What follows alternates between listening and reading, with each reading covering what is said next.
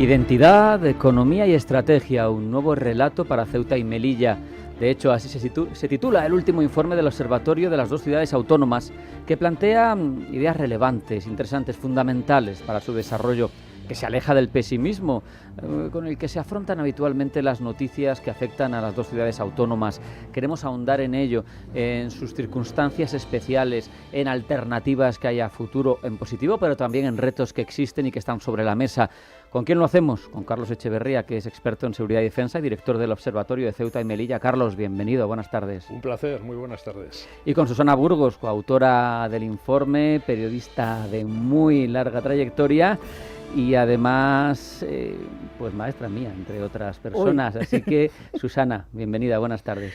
Gracias, Rafa, un placer estar aquí y compartir estudio contigo después de tantísimos años, ¿eh? Se me caen casi las lágrimas. Ahí es nada, casi 30, o sea que no te digo más. Carlos, por contexto, lo primero, ¿qué es el Instituto de Seguridad y Cultura? ¿Qué es? Es una asociación sin ánimo de lucro que existe desde hace algo más de una década y en cuyo seno en 2020 decidimos crear el Observatorio de Ceuta y Melilla. Era un marco idóneo porque ya llevábamos un recorrido en temas de prevención de la radicalización y de cuestiones de seguridad y defensa, y desde 2020 arrancamos con esta nueva actividad de la que estamos muy orgullosos en estos 5 años de existencia. Por seguir dando contexto y antes de entrar en harina, ¿por qué el informe? Si es necesario, si hay una coyuntura concreta que así os lo parece, ¿y por qué 3 autoras? Pues es más que oportuno. Por supuesto, viene detrás, además de otros 2 informes económicos, de la mano de un economista, Diego Sánchez de la Cruz. Hacía falta poner, digamos, los pies en el suelo en relación con las ciudades. Una vez se había hecho un informe que obviamente estaba apoyado en datos empíricos y en experiencia potente del autor, pero se nos pidió también desde las ciudades, como es lógico, que personas de esas ciudades dieran su opinión, ¿no?, sobre el presente y sobre todo el futuro económico de Ceuta y Melilla. Así que es más que oportuno y desde luego el privilegio ha sido tener las 3 firmas que hemos tenido. Susana, Nayat y Sony, que le han dado a ese informe un contenido que afortunadamente está teniendo mucho eco, pues como se está demostrando aquí. Os queremos agradecer vuestra receptividad al mismo. Entonó el mea culpa porque al presentarte no he mencionado una cuestión fundamental. ¿Que soy de Ceuta? Que eres ceutí, efectivamente. Susana, entre las ideas de fondo latentes del informe se habla de una nueva narrativa. ¿Por qué hace falta una nueva narrativa para Ceuta y para Melilla? Pues mira, te diría que lo primero porque lo necesitan los ceutíes y los melillenses.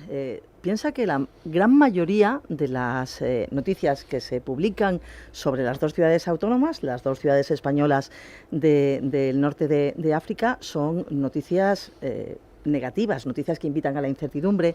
Pues mira, te pongo un ejemplo. Cuando vuelve Donald Trump a la Casa Blanca, pues hay un montón de informaciones de analistas, unos más serios, otros menos serios, que dicen, uy, ahora cuidadito, porque un Marruecos envalentonado, porque claro, el aliado Trump puede echarle una mano para hacer lo que no debe, pues van a volver o van a incrementar las exigencias de la soberanía o cosoberanía de Ceuta y Melilla. ¿En qué se basa eso? En conjeturas, no hay nada de cierto en ello, ¿no? Y toquemos madera, pero ahora hablamos de la situación de debilidad del gobierno español, que ahí sí que existe una preocupación, yo creo que fundada entre los diplomáticos, ¿no? Y estamos hablando en estas últimas semanas con muchos de ellos. Pero en todo caso, ¿a qué viene esa especulación? Bueno, pues esa especulación hace mucho daño en Ceuta y Melilla. Cuando se firma hace algunas semanas, porque hace muy poquito, el tratado con Gibraltar, ¿no? Después de que estaba pendiente, claro, después de muchos meses de negociación, por fin,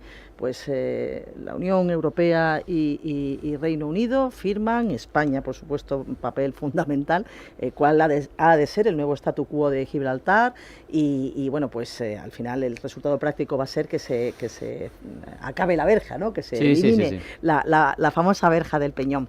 Bueno, pues lo mismo, noticias que dicen, pues Ceuta y Melilla ahora serán revisionadas porque eran colonias, pero nunca hemos sido colonias. Claro. Hay que devolver Ceuta y Melilla a Marruecos y nunca hemos pertenecido a Marruecos. No, bueno, en fin, totalmente. esa ignorancia, Rafa, hace que en Ceuta y en Melilla, pues al final haya un prejuicio por parte de muchas familias de que sus hijos no tienen futuro en las dos ciudades, de que los inversores, pues a lo mejor temen aprovechar las ventajas fiscales para instalar los negocios allí, y bueno, pues había que darle un poco la vuelta, o hay que darle la vuelta a ese relato, contarnos a nosotros, a ceutíes y melillenses, las cosas de otra manera para que en el resto de España, pues también se valore que somos dos ciudades y muy interesantes desde muchos puntos de vista. Carlos, de hecho, por ahondar en un argumento que ha explicado Susana, Ceuta y Melilla son España desde que existe España.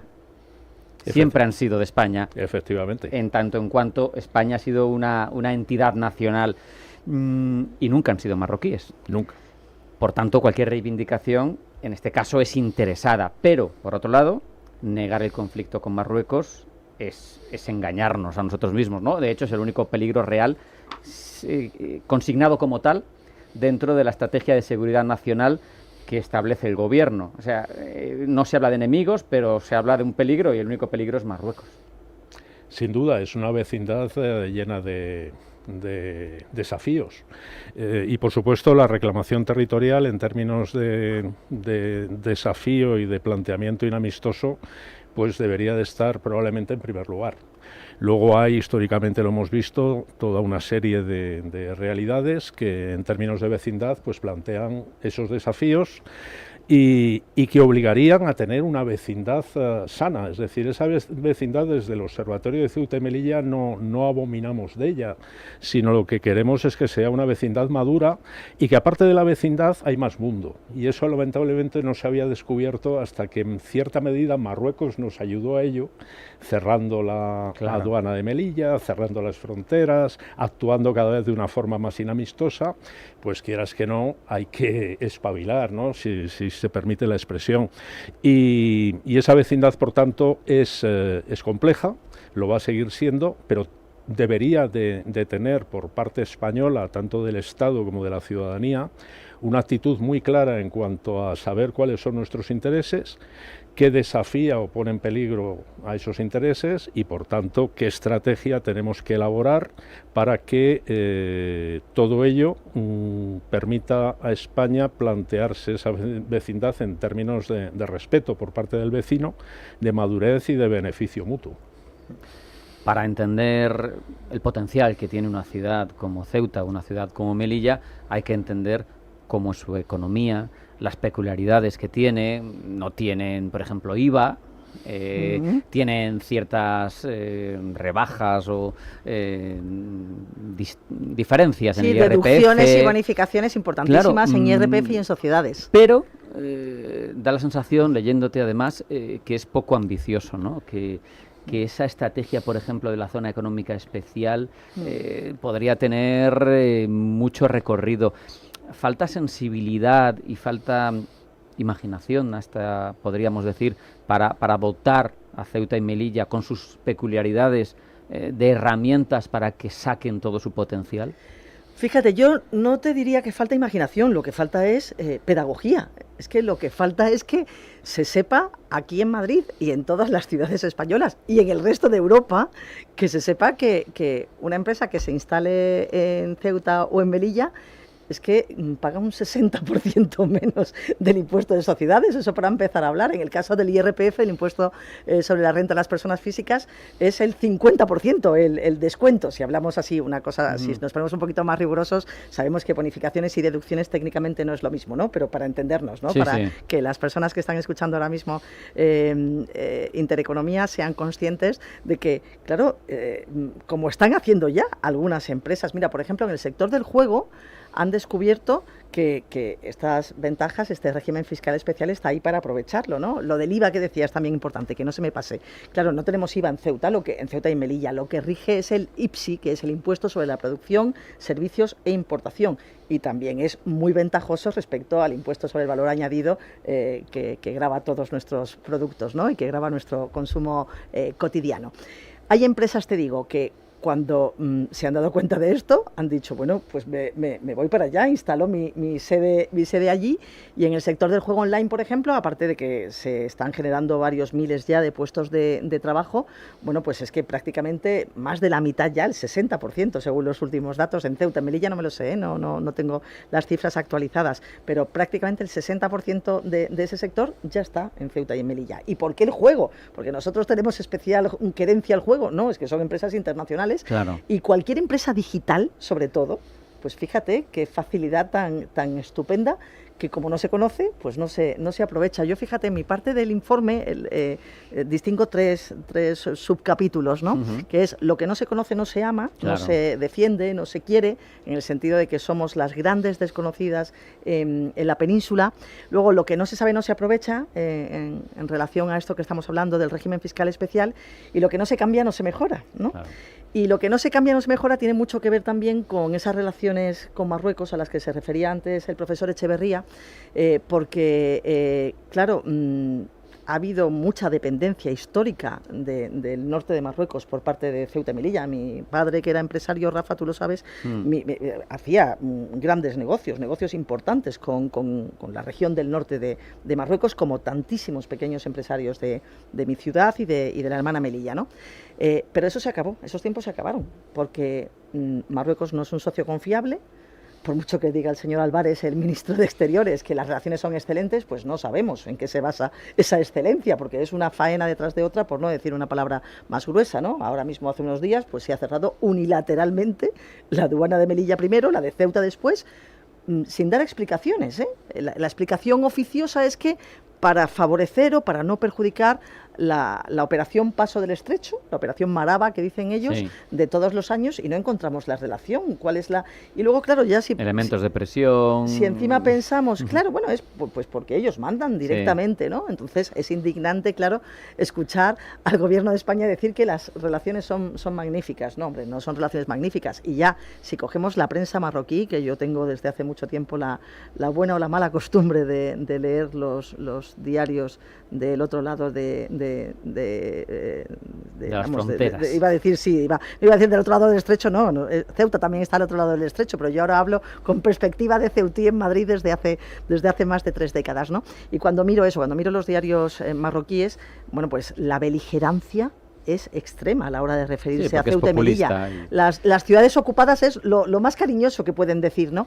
Pero fíjate que ese tono se modula según estén las relaciones con España y con el gobierno de España. Y en estos momentos el tono es muy agresivo, porque perciben que el gobierno de España está ahora mismo en horas muy bajas, y que puede venir un cambio de ciclo, y eso asusta, porque posiciones. Cuando acaba el franquismo es cuando se produce la Marcha Verde, precisamente, ¿no? Cuidadito, cuidadito. Totalmente. Precisamente, ahondando en este asunto, Carlos, el giro del gobierno en torno al Sáhara Occidental, de este gobierno que está en Moncloa, supongo que habrá terminado afectando a esa valentía reivindicativa, aunque sea ignorante en cuanto a las raíces históricas de Marruecos sobre las ciudades autónomas. Incluso hemos visto hace nada la carta a Feijóo, que eso va en línea con lo que dice Susana, por si acaso ocupa Moncloa en breve, que se atenga a lo que se ha establecido ahora mismo. ¿Cómo os afecta? ¿Cómo afecta a las ciudades autónomas? Bueno, simplemente lo que hace es poner más en evidencia las dificultades de la vecindad, ¿no? Y la necesidad de trabajar con aún más ahínco en la defensa de esos territorios, de los que por supuesto no debemos de olvidar, porque hablamos, como es lógico, siempre de Melilla, de Ceuta, pero tampoco debemos de olvidar ni los peñones de Vélez de la Gomera y de Alucemas, ni las Islas Chafarinas. Se acaban de cumplir 23 años de la toma del Perejil, precisamente, ¿verdad? Del islote del Perejil. Y cuando estamos en tiempos de aniversario, podemos decir que las vulnerabilidades crecen, porque ahora nos estamos acercando 31 de julio a la fiesta del trono, nos estamos acercando 8 de septiembre al centenario del desembarco de Alucemas, y nos estamos acercando en noviembre a la Marcha Verde, a los 50 años.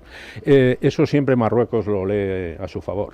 Siempre es bien por motivo de denunciar supuestos agravios que ellos perciben, es decir, que esos territorios sean españoles y no marroquíes, o bien porque se crecen ante victorias que consiguieron en su momento, como fue obviamente con esa herramienta híbrida que además se utilizó, la Marcha Verde y la ocupación de buena parte del Sáhara. Entonces, simplemente nosotros estamos a lo nuestro, es lo que lo debemos decir, ¿no? Tenemos bastante trabajo para, primero, convencer al resto de los compatriotas, porque la tarea empieza en España, es decir, hay que convencer al resto de los españoles de que ese rincón es español y por tanto merece ser defendido como si fuera Galicia o Murcia o lo que fuera. Y luego tenemos también que convencer, porque es obligado y lo es también por cuestiones jurídicas, al resto de la Unión Europea, porque no olvidemos que los 5 territorios de los que estamos hablando, aparte de españoles, son también comunitarios. Claro. Y por tanto, la frontera exterior de la Unión Europea, que es terrestre, está ahí, aunque Marruecos insista en Naciones Unidas y siempre que puede que no tiene fronteras terrestres con España ni con la Unión Europea. Bueno, se autoengañan y lamentablemente engañan también a algunos despistados que se dejan engañar y convencen también a algunos que no tan despistados, y eso es lo peor, pues creen en el mensaje marroquí. Por tanto, trabajo mucho. La cuestión del Sáhara, que era tu pregunta, evidentemente esa carta abrió un nuevo capítulo de complejidades, ¿no? De supuesta mejoría con Marruecos, de enrarecimiento con Argelia, pero en realidad de más confusión, de más tensión y por tanto de más vulnerabilidades también para los territorios españoles en el norte de África. Nada ha mejorado en el marco de esa nueva relación, en relación con Ceuta y Melilla. La reivindicación, como decía muy bien Susana, ahora mismo está en un momento álgido, de la mano de mal llamadas ONGs, porque también a veces olvidamos que Marruecos es un Estado autoritario, no es un país democrático. Las ONGs españolas y europeas son lo que son, pero en Marruecos las mal llamadas ONGs son herramientas del poder marroquí. Ese Comité de Liberación de Ceuta y Melilla está muy activo, están utilizando además la cuestión de Perejil, incluso llevaba 11 años, ¿verdad, Carlos? Que se supone que estaba silente, o sea, no se había disuelto, pero estaba silente y de repente aparece el senador este, que es un señor que fue alcalde, un personaje muy atrabiliario, y otra vez están dando la lata constantemente. Son herramientas que se reactivan, además en el marco de una estrategia. Antes hablaba de la necesidad de una estrategia. España necesita una estrategia muy clara en relación con Marruecos, pero ellos sí tienen una estrategia muy clara en relación con nosotros. Así que, dicho esto, pues ya sabemos lo que tenemos por delante. Mucho trabajo pedagógico, político, diplomático y de seguridad. Ahondando en herramientas, Carlos, hablábamos de las zonas especiales, pero también se menciona en el texto una posibilidad a futuro, ese estatuto de ciudades europeas del Mediterráneo Sur, porque al final, si tuvieran ese estatuto jurídico singular, podrían tener la capacidad de ejercer lo que de verdad son, ¿no? Territorio europeo en el continente africano, que no es algo irrelevante, que es los valores de la Unión Europea, que brillan por su ausencia más allá de las fronteras de Ceuta y Melilla. Claro, es que en la colección de informes que hemos sacado hemos puesto sobre la mesa prácticamente todo, pero aún nos quedan más cosas y profundizar y seguir actualizando todas ellas. Efectivamente, son ciudades democráticas, son ciudades europeas, son ciudades de convivencia, no de coexistencia, sino de convivencia. Y hay que proteger esa convivencia porque es vulnerable, como es vulnerable el convivir en cualquier otro rincón de la Unión Europea, ¿verdad? Entre culturas me estoy refiriendo, que son además, en el caso de Ceuta y Melilla son bastantes, es decir, es que deberíamos estar orgullosos de que Ceuta y Melilla sean españolas, porque ahí tenemos, y el propio informe, Susana seguro que lo va a desarrollar ahora, el informe lo firman Susana, lo firma Sony, que es hindú, lo firma Nayat, que es musulmana, y las tres pues competentes en lo que están trabajando, ¿no? Pero es que además puedes presumir también de esa dimensión. Entonces, lo de la cuestión de ciudades europeas, la cuestión de que el derecho comunitario, el derecho medioambiental comunitario protege las chafarinas y los peñones, y que cuestiones como lo que se está también debatiendo, zona económica especial, regiones ultraperiféricas, desde el observatorio nosotros no damos la solución, lo que hacemos es invitar a personas competentes como Susana para que cada uno dé su opinión en términos constructivos, se lo dé a las autoridades de las ciudades, que eso es importante, que las dos caminen juntas y converjan y no diverjan, se lo dan a las autoridades del Estado y también se lo damos a Europa y al mundo. Y de esas fórmulas, pues la que mejor se adecúe, o lo que mejor se adapte para que esos territorios singulares, que no son enclaves, que no son ciudades ocupadas, que no son presidios y que no son colonias, Gibraltar sí lo es, pero lo que hay al otro lado no, pues encuentren su futuro. Susana, te apelaba él sí. a ahondar.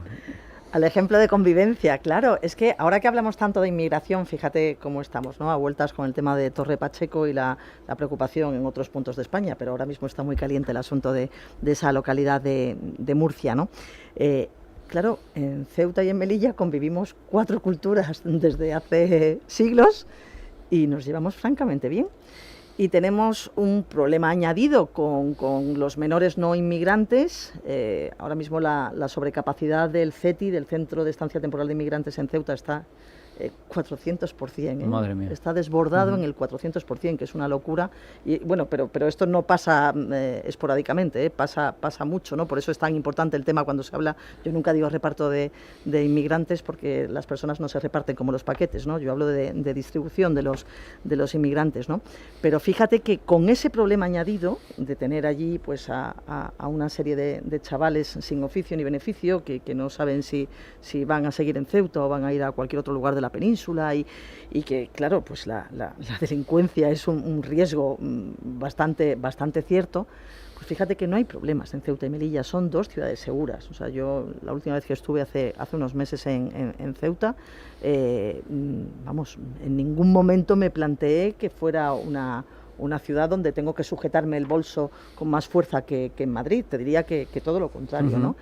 Eso significa que la policía lo tiene claro a la hora de controlar a las personas que puedan delinquir, de la nacionalidad que sea. Claro. Pero bueno, en este caso, cuando hablamos de los menores no acompañados, pues son de origen marroquí, tenemos el dolor y el susto que nos llevamos en la primavera del año 21, cuando en 48 horas entraron en Ceuta, son 19 kilómetros cuadrados de ciudad nada más, entraron más de 10.000 personas. En los colegios les decían a los niños que estaba Cristiano Ronaldo en Ceuta y que les daban recreo y los niños se echaron al mar poniendo en riesgo su vida o saltando la valla, ¿no?